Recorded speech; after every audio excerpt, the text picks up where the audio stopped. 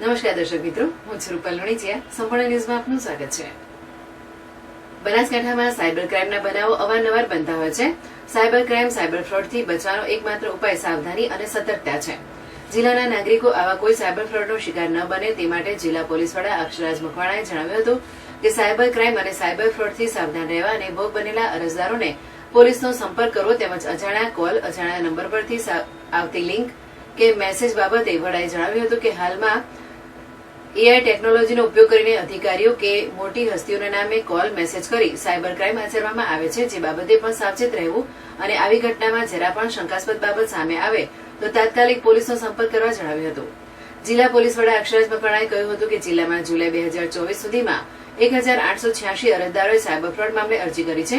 જિલ્લાની cyber crime ટીમની સફળ કામગીરીને પગલે ભોગ બનેલા અરજદારોને 2,85,81,270 જેટલી રકમ પરત અપાવી છે, જ્યારે 5,009 શંકાસ્પદ બેંક ખાતાઓના કુલ રૂપિયા 5,59,40,655 પુટ ઓન હોલ્ડ કરી રોકી દેવામાં આવ્યા છે. આ રકમ ભોગ બનેલા અરજદારોને પરત કરવા માટેની કાર્યવાહી ચાલુ છે.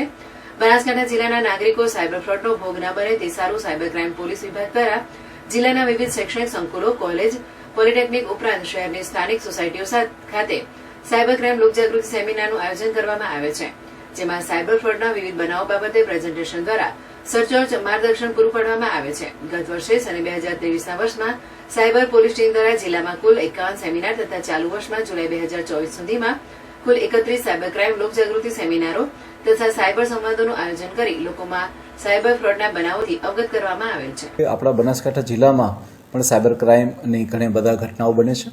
આ જે ઘટનાઓ બને છે તેમાં જે મુખ્યત્વે જે ફ્રોડ હોય છે તેમાં કોઈને કોઈ માણસ જે છે એ કોલ કરી અને ઓટીપીના પાસવર્ડ મોકલવા, કોઈ લિંક મોકલવી, આ ઉપરાંત જે છે OLXની વસ્તુ મારફતે કોઈ કરાવવું, KYCનું ફોર્મ ભરાવવું કે આવી બીજી કોઈ લિંક મોકલી અને અલગ અલગ રીતે આપણા જે માણસો હોય છે કે જે લોકો શિક્ષિત પણ હોય છે ને ઘણા કિસ્સામાં જે લોકો ઓછું ભણતા હોય છે તેમને બી ડરાવી, ધમકાવી અને પોતે કોઈ અધિકારી છે તેઓ બી ખોટો રફ જમાવી અને હાલના સમયમાં AI ટેકનોલોજીનો યુઝ કરીને ઘણા બધા સાયબર ક્રાઇમના અપરાધો બનતા હોય છે.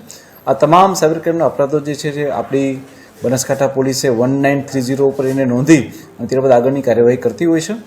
હું લોકોને જણાવવા માંગીશ કે તેઓ આ સાયબર ક્રાઇમના શિકારનો ભોગ ના બને. આપણા બનાસકાંઠા જિલ્લામાં અત્યાર સુધી પોલીસ દ્વારા આવા લોકોની રકમને રોકી અને 2 કરોડ જેટલી માતબર રકમ જે છે એ લોકોને પાછી આપવામાં આવેલી છે.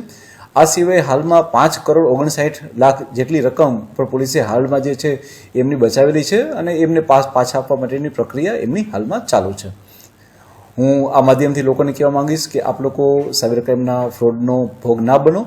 આપ લોકો ખૂબ સાવધાની બરતો અને છતાં પણ જો આપને કોઈ મુશ્કેલી થાય છે અને આપણા સાથે કોઈ ફ્રોડ કરી દે છે તો આપ 1930 ઉપર કોલ કરશો તો અમે આપની રકમને તો તરત ધોરણે એને ફ્રીજ કરાવીશું અને ત્યારબાદ આપની રકમને પાછા આપવા માટેની અમે તમામ કાર્યવાહી બી કરીશું. Thank you.